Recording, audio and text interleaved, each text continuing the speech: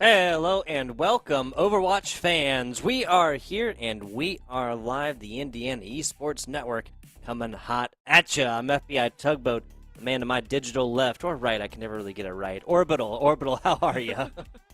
I'm doing all right. I'm doing all right. To my digital right, it is, of course, you, and I appreciate the kind words. We are here. I'm very, very excited to get underway with another week as we head closer and closer towards those playoffs for IEN. It's a pretty big treat, I would say, especially for the high school groups and middle school, being able to play and kind of show your records as some of these squads are hoping to make it to that next level.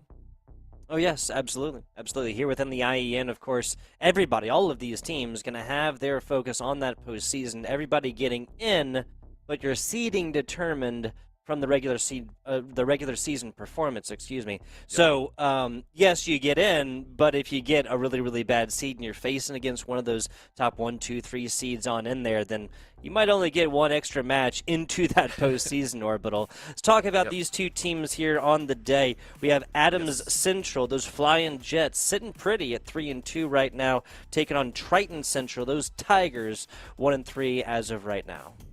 Yep, gonna be trying to make their mark here, especially for Triton. One of the big things, especially when you're sitting at 1-3, I believe there's only about 2 or 3 weeks left in at least this portion of the season, so you really need all the wins at the end of the table. And honestly, in terms of schedule strength, this is probably one of the better matches you could have had. Now, yes, obviously Adams are already 3-2, meaning they're on the upper echelon, but they're in the middle of the pack, usually when you look at a 3-2 record. So for Triton, this is one of the better situations that you could be in if you are hoping to step up and make a little bit of a change to your regular season. So for Triton, I'm really hoping they can make it here in this BO5. Absolutely. It will be a best of 5. Like you said, their orbital will be going Busan, Havana, New Junk City, Runasapi. If we get there, then Hollywood to round out this best of 5. Now, we do have the 6 map. There are ties capable still, obviously, so we'll get a 6 map on in there if we need it. We almost certainly will not. I really hope I'm not cursing it right here, right? So, it's only happened a couple of times, me personally, within the Overwatch 2. Obviously, Overwatch 1 would happen decently frequently. I'm sure you probably had a similar experience. Yeah, it's very rare, and to kind of put into perspective, I would say Overwatch 2 and a lot of these hero shooters tend to be the only genre that actually have that issue come up. For that reason being, is you have maps like these escorts or these payloads or anything like that, that very specifically, if you go into almost double OT, you have the situation occur where the map ends in a tie. And what that entails is, if you're looking at the first round, it's a control map, you can't really tie there. If you're looking at the second, which is an escort, that's where you can tie. Same with the third. The reason that we mentioned it has to go to a 6 is usually by map 4 and 5 you already have it figured out. It's already done, you know, things have already been sorted out, which is why we say if we go to that 6, it's so interesting. It means the teams are so, I would say, either very heavy-handed in the maps that they understand and know how to play, or they're just that evenly compared between the two. So it's a very fun situation if we ever do reach there, albeit that 1 in 1,000 chance. Yes, very, very low chance, but good to prepare the people in that case, right? Let's talk a little bit about these rosters. Adams Central, we have Gamer Toad, Char Hunt, Very Optimal Sprout, and Crown. Big shout out to Mr. Murdoch and Brooks. That's the name that I got here on the sheet. The coaching staff, support staff here working with the high school at Adams Central. Take a look on the other side, Triton Central. It's Tigers 1-3. We have Frostbite, Kid of Top Chop. Gotta say, I love that name. Tony Boney, Spoon, Young Sheldon, and Break It Off. Big shout out to the support staff. That is Sanders, Jay Fleenor, and this is either SRO Burts, meaning that the school resource officer is getting involved and providing their support, which is awesome, or it's just S. Roberts, which, as I was reading this out loud, is probably a little bit more likely. Either way, it's awesome to hear so many members of the schools are actually getting into it. As we said, this is a little bit more on the high school, middle school level, and to actually have the teachers, the resource officers, just about anyone really in on it and kind of helping this growth within the schools. One of my favorite things is actually I cast a match for a high school at one point, and the principal was actually on that support roster. It was just like, that's awesome. Well, that's weird. Why is the principal here? What is the principal doing here? And it was a very nice treat to see so many people there encouraging and fostering growth within esports itself. Yep. And on the comical side, I do have I do have to think that, like, if you have a regular like teacher as your coach, right, and you take an L, especially rough L, like, okay, if you have the principal as your coach, what kind of pressure is that upon the students? Before we hop into this one, we'll hop into it just a second. I want to give a big shout out to Zotac. Yes, we want to give a huge shout out to Zotac Gaming for supporting Scholastic Esports within the great state of Indiana. You can show your appreciation for Zotac Gaming by giving them a shout out over there on social media. Make sure to join the community on Discord if you so choose, and if you do, if you do give them a shout out, excuse me, be sure to use the hashtag powered by Zotac or Zotac USA when you post. Fantastic organization making competitions just like this one possible. Yeah, it's the whole reason that we're here, being able to provide this awesome commentary to you. It's the names that bring a broadcast to the front stage, so that's what we're very, very happy about. And you'll hear a couple other names behind it as well. We have some awesome sponsors, not just Zotac, but Zotac, of course. We want to highlight some of the amazing plays, so if you do see a really cool moment, if you see a team kill or anything like that, if you see this wipeout or anything like that, please go ahead and post it on the socials. Go ahead and also tag, if you can, Esports Indiana, because that's where we're here right now, broadcasting this awesome action. On to map number 1, though, we are set to go, and I'm wholly excited. As you said, it is a treat and a half to go to Busan, and we're going to the train station first. Yeah, you gotta check the schedule. Are you going to be late, Orbital? You got a bunch of stuff to do today. I'm always late. Dude, I'm always late. Well, fortunate, because some of those that I was reading, it seemed like there were a lot of trains going to the same place, right? So you missed this one. You looked like you had one other one like 17 minutes later. Regardless, our tact and ability to be places on time. We're talking about you here, Orbital, not me. Notwithstanding, let's talk a little bit about these compositions. Yes, Juno in a composition over here for the side of Adams Central. A little bit of a different story, at least for that Ana pick for Triton Central. Yeah, Triton seemed to be going a little bit more stock standard, a bring the fight to us style instead, but that is the other side of it, as Adams went for a very individual composition. You take a look at the Soldier 76 as well as that Genji. These are all heroes that are more than willing to go off on their own and take wins, which is what we're immediately seeing here. Yeah, some serious distance capabilities here for the Adams Central Flying Jets. Obviously, plenty of sustain in the form of that deflect.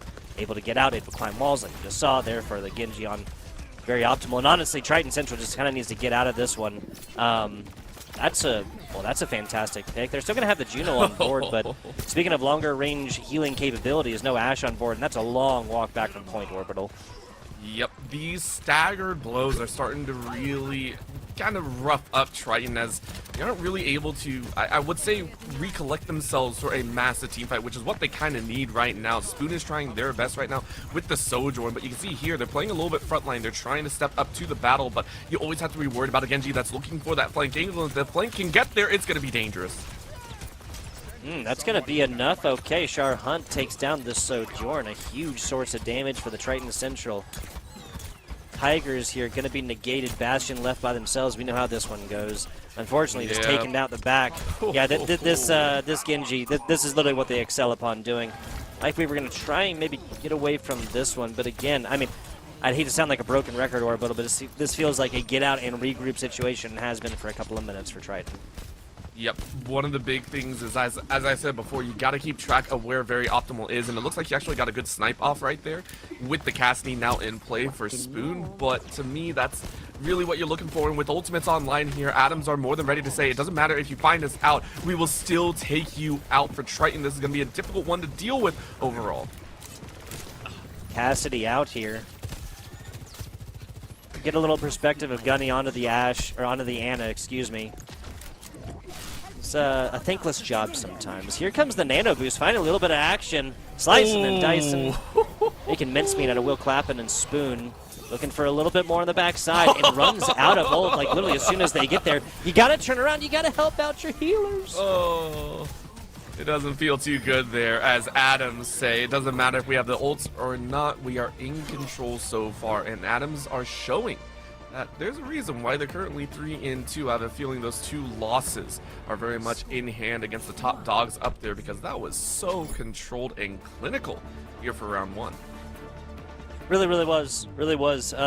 Flying Jets just put on cruise control and just kept on going. The dive capabilities between very optimal.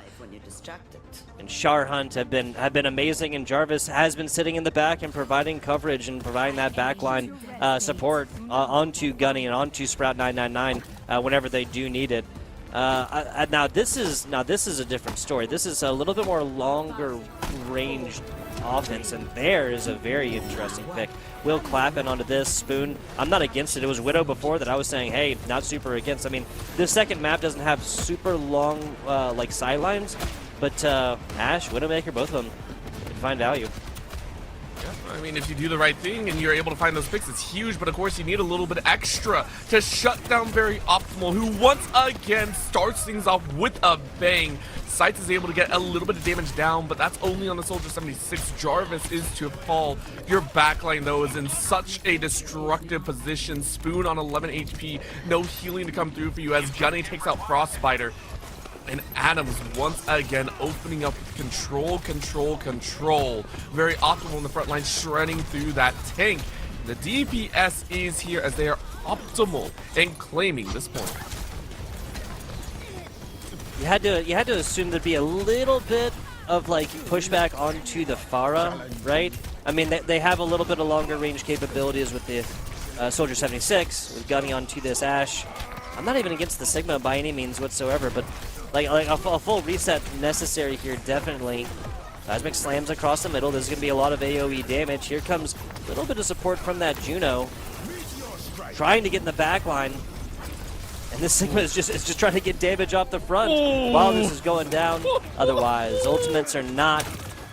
It's going to be a lot of value. Yeah, just playing Jet Squad, doing great.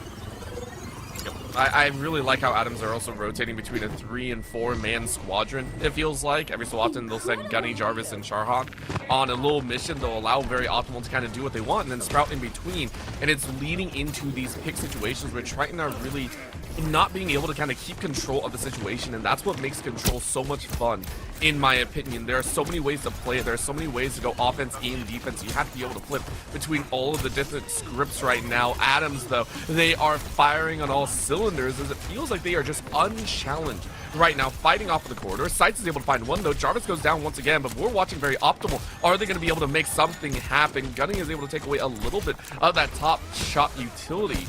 I don't think it's going to be much more than that as the damage is coming through. Dear Gunny, making sure everyone is healed up. That's going to be a little bit of burn. AoE not utilized here, but the sleep is enough. Out goes the dragon, though, as Very Optimal slices their way to a piece of heaven and sends them all to hell. Adams, Overwatch our city, has a team kill. There's the team kill. Assistance on the backside with that nano boost. I'm not 100% sure if they even really need it, but Jarvis fell early. Triton tried to push on it. That's the time for it, but you have to know that these ultimates are coming, and this is a really small chokehold. Just too good. Adams Central. Very Optimal is becoming the optimal player. And again, when we saw them kind of stuck inside of that wall, inside of that, I want to say corridor, you just kind of knew it was going to happen, right? Like, you just knew he was going to fly 2 with the first, a 3rd with the second, and then just the destruction afterwards. It was so clean. It really was. Busan, especially that second map more so, really leans into the Genji comp, and especially once you take an Ana on the backside there. Well, we saw a little bit of Wu Yang, right? One of the newer characters on this other side, and that's actually kind of something I want to talk a little bit about Triton. It seemed like they really changed up their composition. Like, I'm never against counterpicking, and if something isn't working, then you change. But it kind of seemed like there were a half dozen switches there between the games where players were like, decently high up in Ultimate, and even beyond like just like Ultimate charge and the conversation to be had there. There's a little bit of like, okay, well we have this composition, okay, we tweak one part, but it didn't really seem like there was even like formal full team fights with which was saying, okay, this isn't working, instead of just, oh, we're getting staggered. Does that make sense? Absolutely, and it's actually something that we have to talk about a lot with these teams that are still trying to find their footing. It's not always an answer about, hey, there are so many heroes that we can use to counter so-and-so here. It's all about that balance between comfort and usability, and honestly, when you're swapping between all these heroes, it does kind of falter. At some point, you do have to kind of set your foot down and say, hey, it's not about the heroes, it's just how we're playing it. So I do agree with you. I think Triton did get a little bit over in their heads saying, hey, I need this, I need to use these heroes, hey, it didn't work, let's go ahead and try something else. But of course, that is also Control, and I wonder if for Control they were a little bit haphazard. Now they're on an escort map, they're onto this pace of play where it's a little bit easier to kind of be centralized in your composition and say, this is what we're going to run, this is all we need to do, and this is how we're going to play, whether it wins or not. Yeah, and thus far, the comfort plays I'm never against. Especially because it wasn't like, you know, nobody on the side of the Flying Jets fell, right? Jarvis falls late in that previous round, right, in Game 2 of Busan. They have an honest shot, but going through the chokehold that they did with the ultimates available on the other side is just really what shut it down. Probably the more competitive parts of these two games thus far. Triton coming out with a Bastion composition on attack. I love it. And this is like an old school style, but you pair it with the hit scan of Spoon, maybe have a little bit better time actually landing the blows. However,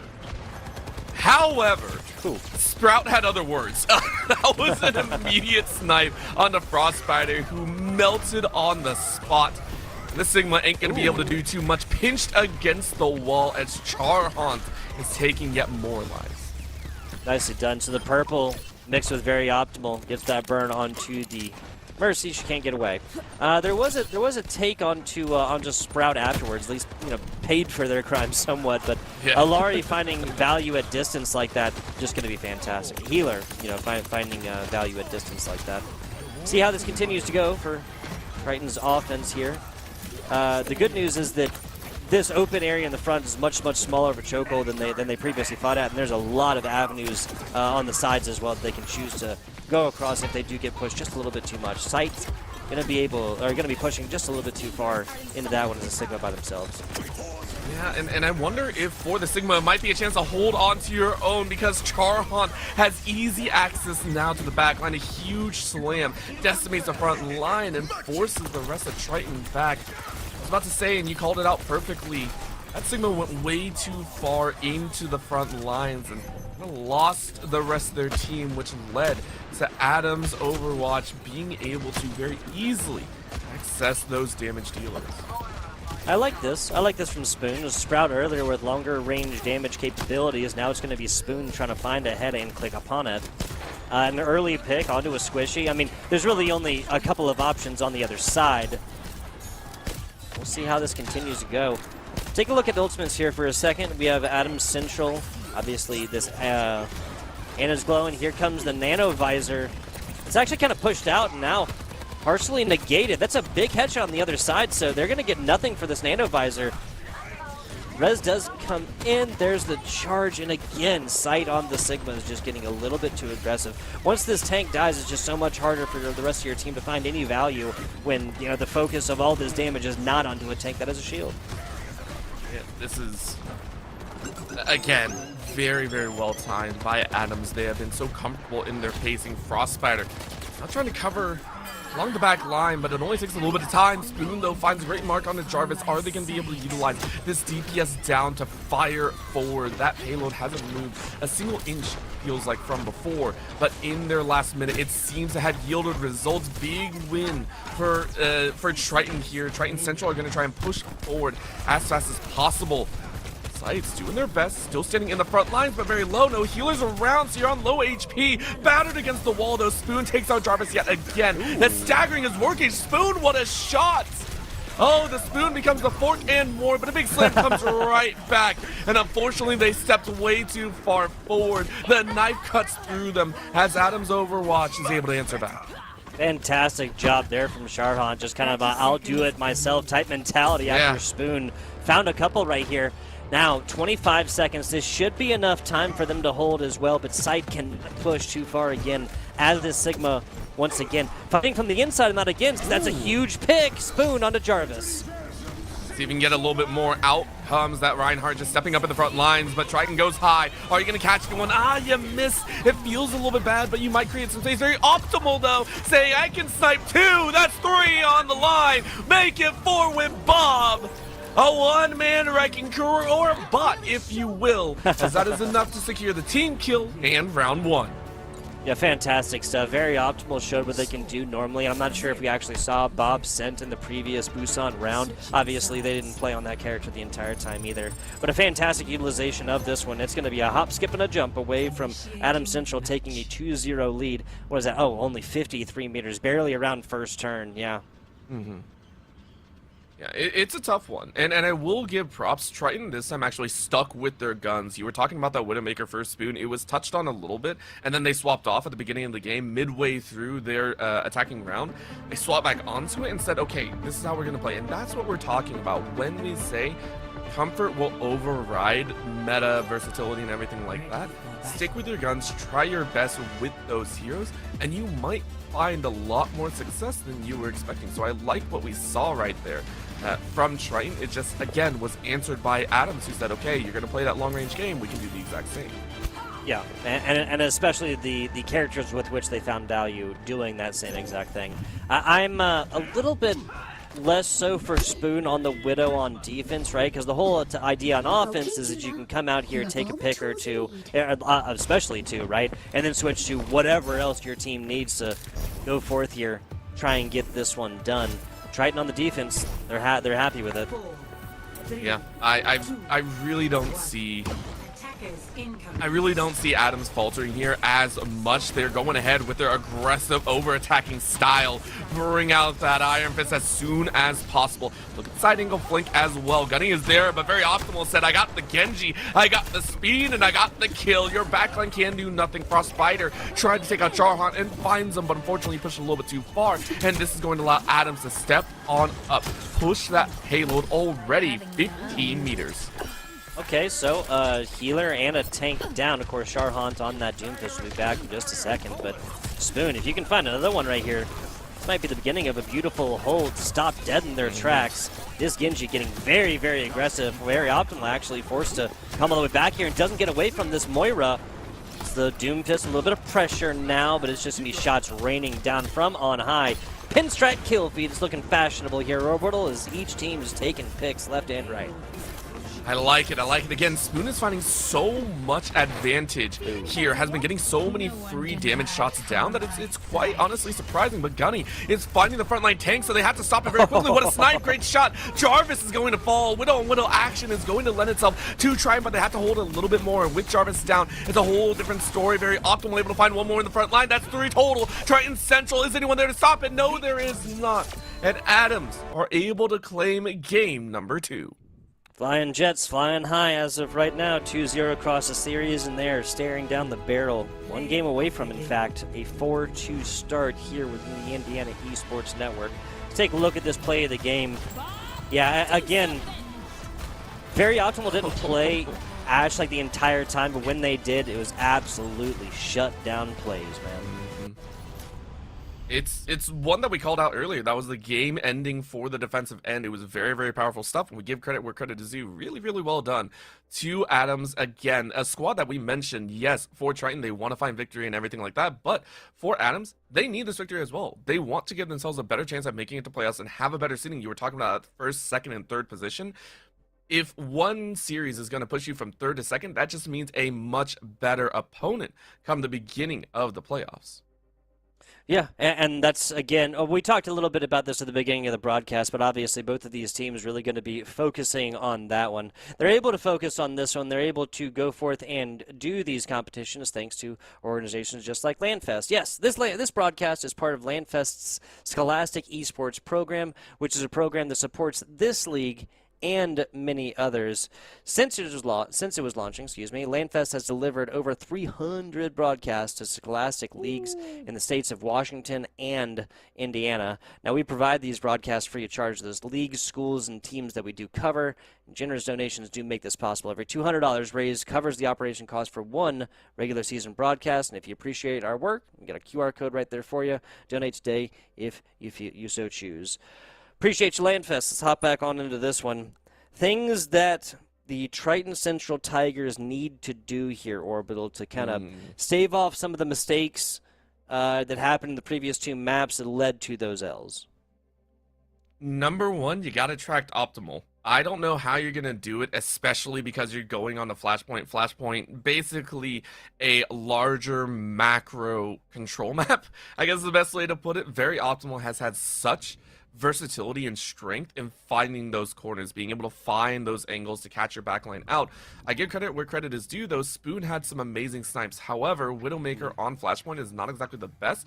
Not that many great angles, long-range spouts to be able to fire off, so you gotta track Very Optimal. And I know that's a hard ask, but that's step number one. Step number two, make sure site strategy doesn't go too far. Your tank needs to stick with your squad, even if you're playing Sigma, even if you're playing a lot of these run forward heroes.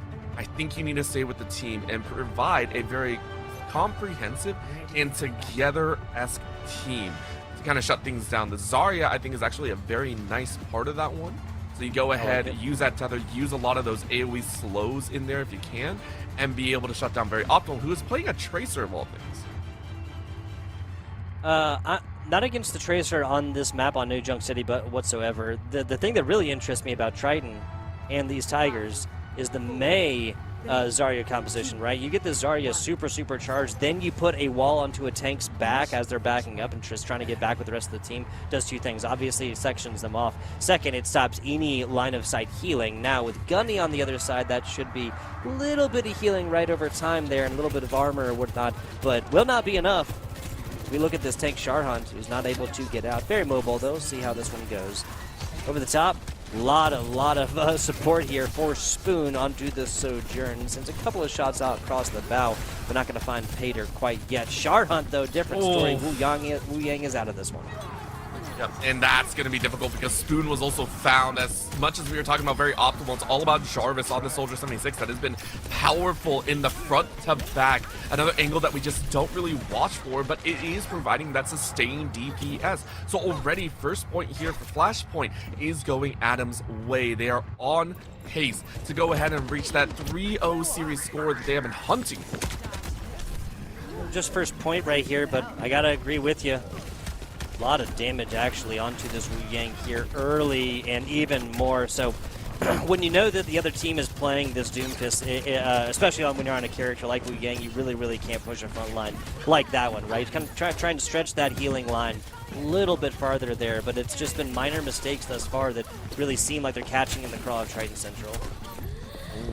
Very Optimal, though, saying, hey, listen, Jarvis had a lot of free fire. This time it's my turn. Takes out Will Clappin on their own, which leaves Site Strategist already a little bit loose. Unfortunate there as they were without their healer. It's yet again a team fight win. Triton Central push back to Flashpoint 2 as first point will go Adam's way. Couple sitting away from them. Like you said, that 3-0 sweep in this series. Triton Central, or at least now seem to be a little bit more cohesive and kind of fighting together on this one. Change onto the Reaper. I mean, I'm never going to complain about a Zarya Reaper composition, right? True. Like, let's be honest with one another. That and the Blizzard and Death Blossom are some of my favorites to watch here. It can be ridiculous in terms of powerhouse. Okay, Sprout sending Keto a little bit off the top chop gone. But here comes the Doomfist slam down behind. Go ahead and bring that damage bound at Sharhunt says I can bring out the DPS as well. Bye-bye to your supports and bye-bye to your possible front line as point number 2 already tagged by Adams. Spoon tried to stay a little bit too long at the party. They're actually going to let them get out, so fantastic job and another opportunity for this Triton squad to regroup. Sojourn ultimate available here. You boost that up with this Mercy. You're going to have a good time. I really liked the Reaper, but again, it kind of seemed like they went off the change early. There it comes. Ooh. Spoon assisted. Ooh. 2. Big Kid of Top Chop finds another. Let's get the TK. Let's get it in here. Looking for it. That's the first time that the Adams Central Flying Jets have all been sent back to think about their mistakes in the respawn room, Orbital. I mean, we did say Spoon was a big reason why that game number 2 looked close that we saw some of those skills come through, and Spoon has been gifted this opportunity. What a boost to the damage sources, and Adams, they got a little bit overconfident there. Now granted, they're still coming back with a lot of firepower, and let's see if they can turn it around. They already have 55%, out comes a little bit of healing, and Sprout immediately takes charge. Frostbiter is down, Jarvis lost their life, Lakito does as well. Unfortunately, that is your Bastion falling very, very quickly.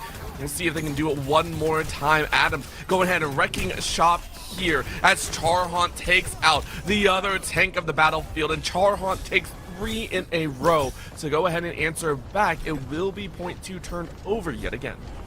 Yeah, so actually took a mild lead there. Triton did 66% over what was 0, but finding all of this with a single ultimate from Jarvis from that nano visor was all the value in the world, man. Seriously. Oh, and a stagger again here for Triton. This is Kid Atop Chop, who's 5% off their ultimate, Orbital. It hurts quite a bit, quite honestly. I'm watching this here as Triton are going to try and bust their way through the front doors, but Jarvis shuts that down once again. 1 point away for Adams right now. ACCS saying we got all the time in the world. They have been dominant so far in this series, and we have to hand it to them. They do it without having too many mistakes within their gameplay. Gotta agree with you. Spoon a little bit farther away from that nano visor, but we have a 1, 2, 3 ultimates glowing right now for Triton available onto this next one. Jarvis realizing that's a bad engagement. Comes back, health pack, let's move on along. Very optimal, getting absolutely swarmed right there for a minute. Actually has to use their dash to get out. No damage capabilities attached to it. Couple of ultimates available right here. Will this squad go for it? That's really the question. Gonna want to try and damage that, but yeah, dude, the Alari ult, the Doomfist ultimate, and we have a little bit of a Genji ultimate on the backside for a little bit of flavor. Crazy stuff. Crazy. Look at that. What, 350 or so on the extra healing. I want to be that Genji pulling blade. You know what we call that in the industry, Tugboat? We call that a wombo combo. That is what it deserves to be called. Adams threw down the absolute hammer, and we're able to make a mark here. Triton, of course, recognizing that, hey, they already expended all their ultimates. Maybe we have a chance to fight back. We do have Will that can hold out, but there's the stun. Char shuts that one down as well. This is the door opening every so often and then shutting straight in their face. Adams is rocking out here as they take yet another battle won, and with 25% left, I don't think they're going to be stopped. I mean, they have time to touch. They have the Mercy that could technically get in there in just a touch. I mean, unlimited sprint for the Soldier 76 has been used for less fruitful things. That's just brutal, bro. If you're going to do it, you got to do it with ultimates. Trying to decide a spot, and honestly, doesn't really need to. Nobody actually touching here, unfortunately, for Triton Central. It'll be a whimper, not a bang. 3-0 for Adams Central. And they did so well, and again, for Triton Central, we saw the step-ups every so often, and notably so, Spoon earning a play of the game here. We saw this night, we saw this team kill, and these shots ring so true. We saw the opportunity in there, but overall, Adams Central was too dang strong at the end of the day. Well played to the squad that moves on to 4-2. Yeah, gotta say so. And on the other side here for these Tigers is not the end of the season by any means. 1-4, and there's still a couple of matches here. So while that means you take those, now you're going to be ending out at either 3-4.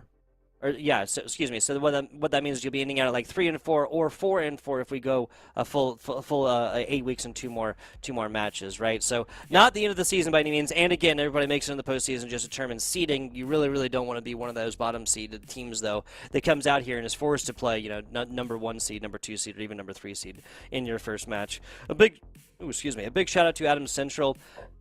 I think a lot of this came off the back of this Doomfist on was it Char Hunt just bisectioning this composition every single time. Once they come across the middle, all the backline pays attention to it, in the front line just a little bit different story. And if there wasn't at least one of the healers in that front half that got bisectioned, then it kind of seemed just like every single time it was just a slow burn.